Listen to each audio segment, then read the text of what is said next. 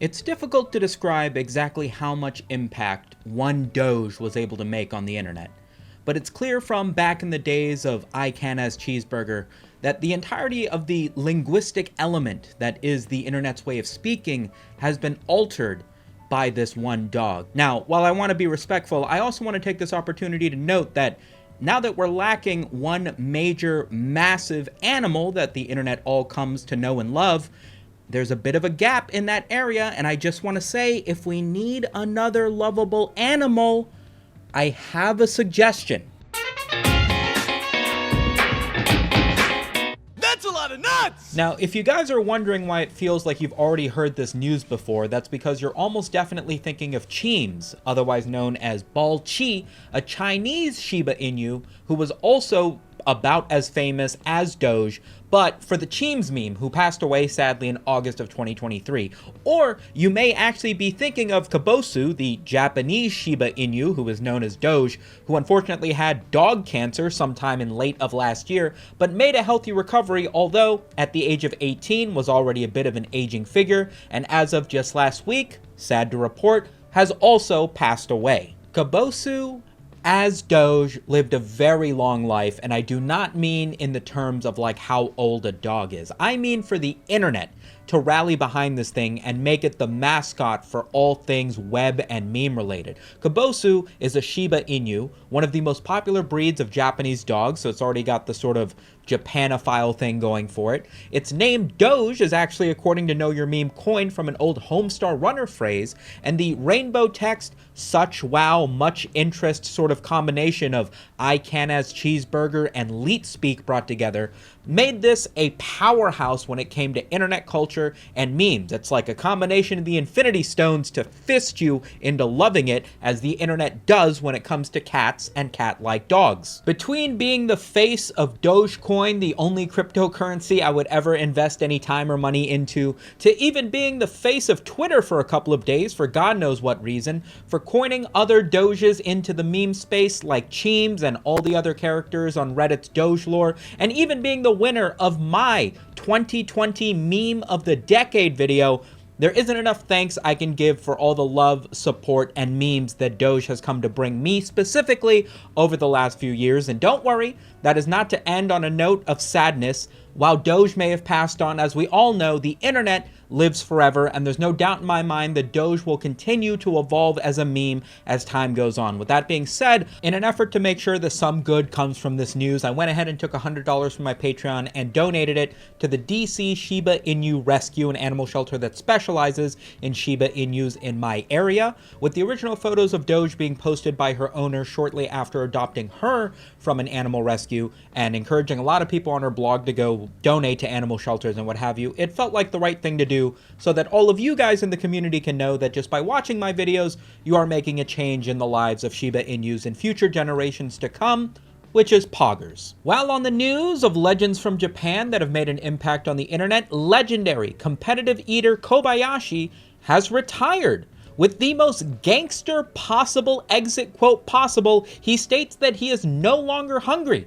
If you guys don't know who Kobayashi is, he is known for being the hot dog eating champion forever. Like, the name Kobayashi is synonymous with being good at guzzling glizzies, and the dude states that he is now no longer hungry, which makes me a little bit concerned, actually. Is he retiring from competitive eating or just eating altogether? According to his Wikipedia, Kobayashi first grew to fame in Japan, where he was born, on a TV show where he won the Gluttony Championship by eating 16 bowls of ramen, but then would become the new champion of Nathan's hot dog eating contest by eating 50 hot dogs in 12 minutes, almost doubling the previous record. I haven't heard of a dude taking that many glizzies to the face since DJ Academics talked about the Drake beef. Obviously, and to the surprise of basically nobody, the reason that Kobayashi is retiring, in his own words, is due to health concerns. He wants to heal both his mind and his gut, which is interesting because being a competitive eater, that seems to make sense. But as you can tell from the photos that he's in, Kobayashi is a relatively thin, fit looking dude, and it's this contrast between how small he is and how much food he's able to intake that's really been the shocking thing to learn when watching this tiny dude eat 50 hot dogs like it's nothing. But let's not kid ourselves. We all know the real reason that Kobayashi is retiring, and it's because he's never going to be able to beat his arch nemesis when it comes to eating hot dogs, a grizzly bear. 1,089 pounds. Meet the beast, the Alaskan Cruncher. The contest begins as soon as the bear eats the first hot dog, and it is underway. There's Kobayashi using his technique. He breaks them in half. I want to give a quick shout out to today's sponsor, which is me. More specifically, my Patreon, the new revamped SumitoMedia Patreon, and by revamped, I mean it's no longer empty. What used to just be a tip jar for you to have your name at the end of the videos is now a collection of behind-the-scenes, extra content, bonus videos that you can access for only $5 a month. There's an abandoned webcomic that I never ended up making, early concept and images and sketches of things like my YouTube intro, my profile picture, even a work in progress of this vending machine background, bonus videos of stuff that didn't make it to YouTube, unboxings of this Dongwa Jilong merch, Kit Kat videos, a thing I made for ordinary things that never saw the light of day, even a 30-minute tutorial on the ideology of how I made the thumbnail for this video, and more stuff every week. And you can know for sure that for only $5, you're getting all this bonus material, as well as supporting your boy in the event that my videos don't get monetized because I cover something stupid like, I don't know, having sex with a really fat wojack. Next meme is having sex with a really fat wojack. It's difficult to try and analyze exactly what this wojack is trying to express. Is it that physical intimacy with another person still won't change the bleak outlook that you may have in life, and instead you should seek adrenaline and endorphins from other measures, that there is no one solution despite it being the one thing that you may feel you're lacking in your everyday life? Could it be a psyop by Lizzo in order to... Listen, the reality of the popularization of this wojack is twofold. One, in that it's a ridiculous wojack. This falls into the category of memes that were created for such a hyper-specific purpose that it almost feels ridiculous that anybody could find themselves in a situation where they need to be using this image to send to their buddy on Discord. But the other half of it, as is with any meme on the internet, is the relatability. Clearly, this exists and is being shared amongst people because there is some level of relatability that people have, that seemingly everybody's been in this situation where they found themselves having sex with somebody in a situation that they, in the midst of it, may somewhat regret. But the reality is that nobody wants to admit that. Although they have anonymously, by how many times this has been shared, nobody's coming out of the woodwork going, yep, that's me, I did that, and I'm happy to admit it. But the reality is that it's real. There's too many details here for you to not be able to relate to any of it. The purple ambient lighting, the shirt still being on, the tapestry posted to the wall. I've seen this in photos that you guys have posted. Don't act like you've never been there. I will admit that a lot of the comedy is not so much a philosophical meta-analysis of the human psyche when engaging in physical intimacy the way that I'm portraying it. A whole bunch of it is just making fun of the fact that it's having sex with a fat wojack. There's a bunch of different angles. One's in the shower. I don't know who's making these things. The bear one seems a little bit silly, but I'm happy that it exists. Google searches are bad. And I know it sounds like I was sponsored by Bing to say that, but it's true. You guys all know that Google uses their search function to provide you with the best result for what you're searching, not necessarily the most popular. And it's so good that people only ever look at like the top 3 links when they're searching anything. The second page of Google has less visitors than your grandparents. If that joke made you sad, call your fucking grandma. Tell her you love her. This search function is so powerful that the top 2 links for most searches that you're looking for are usually going to be sponsored links, because Google knows that so many people's eyes just jump to the first result that they can capitalize and monetize on that fact. And so you guys are probably even used to skipping the first 2 links because you know they're going to be sponsored. Everybody knows what Google searching is. Why am I explaining what Google searching is? Because Google recently introduced a new artificial intelligence driven search functionality that gives you results and answers your questions based on already existing search results, which sounds great. You can ask it a question like, at what temperature should I cook my steak? And is there a new SumitoMedia video? And it will provide you with an answer. The problem is that it seems like this AI-driven solution is grabbing information from Reddit, which, as you know, doesn't always have answers that are 100% true. This was first discovered by somebody who saw that the AI overview summary thing that Google was recommending as a solution to stopping your pizza from sticking to its cheese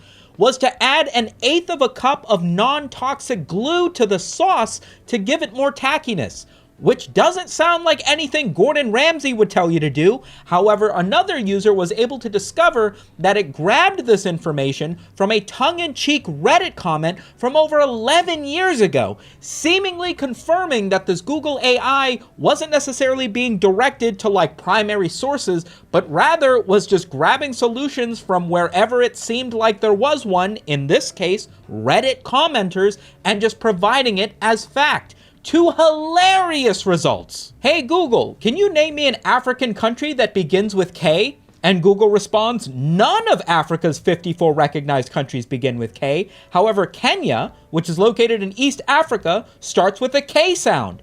You know what else starts with a K sound? Kenya, which starts with the letter K. What is the safe temperature for cooking chicken, Google? It says 102 degrees. If you believe the FDA, sure. I'm a big fan of slightly overcooked chicken. Who can I ask for help in this ideology, Google? Oh, Goku! Oh, I can ask Goku for help. Goku will ensure the meat has reached its temperature by reading its power level. I didn't know he had a power level sensor. Thank you. Doctors recommend smoking 2 to 3 cigarettes per day during pregnancy.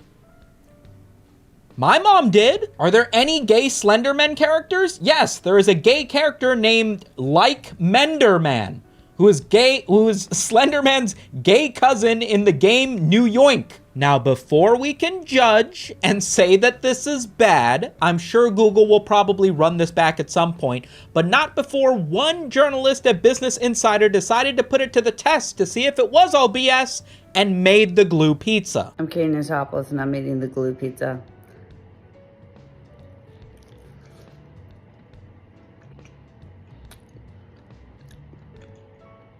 Good. Last meme. I'm sure you guys are all familiar with the phenomenon that Chipotle isn't as good as it used to be. Not necessarily the taste, let's be fair. The only flavor anybody knows from that restaurant is sour cream and cheese, but so much the quality and the quantity that you get for your money. I remember back in the day in high school when a Chipotle burrito was $7 if you got it with chicken. Now, you can have like a $19 burrito if you get one of the fancy seasonal steaks, but beyond that, people have been upset with the portions that they receive when they go to Chipotle. So much so that it's actually become a bit of a trend on TikTok to record your Chipotle order, and if it seems like they're not giving you enough meat or rice or whatever, they just walk out of the establishment. While I don't condone wasting food or giving retail workers a hard time, I do condone not wasting my money. It's meat, cheese, and rice. How in God's name does it end up at $15 and I'm struggling to find the pieces of steak? This became so prolific on TikTok that apparently, and this is all speculation, Chipotle made some sort of internal policy letting their workers and retail establishment know that if it seemed like any customers were recording their order or had their phone out pointed at the food, to just load it up, to go as hard as you can do. And naturally, when people started to hear that, they started to show up to Chipotle with their cameras. Not just their phones. They wanted to make it obvious that they had their camera out. White rice. That's probably good. And then I'll do black beans.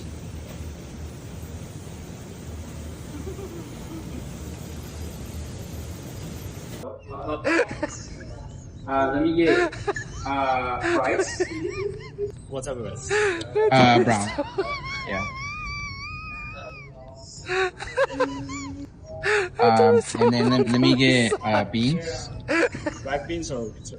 This trend is hilarious, and you guys know I'm a big fan of man versus corporation. Give us more Chipotle for our money. Make the burrito $7 again. Chipotle played into this trend on TikTok by posting the following meme, which is a little tongue-in-cheek and funny that they're acknowledging it, although I'm concerned that it might be a situation where they're trying to turn the PR positive and not actually make any changes, but I'm also a fan of when companies make memes that other people started because it feels like the culture is getting fulfilled, you know? So, Chipotle fix your prices, but also pretty funny meme. That's all I've got for this week. Remember to hit the like button and subscribe if you want to get more weekly internet updates from ya boy. Big shout out to the patron scrolling in the back. Feel free to join it for only $5 a month if you want bonus content, and I will catch you guys next week. Peace.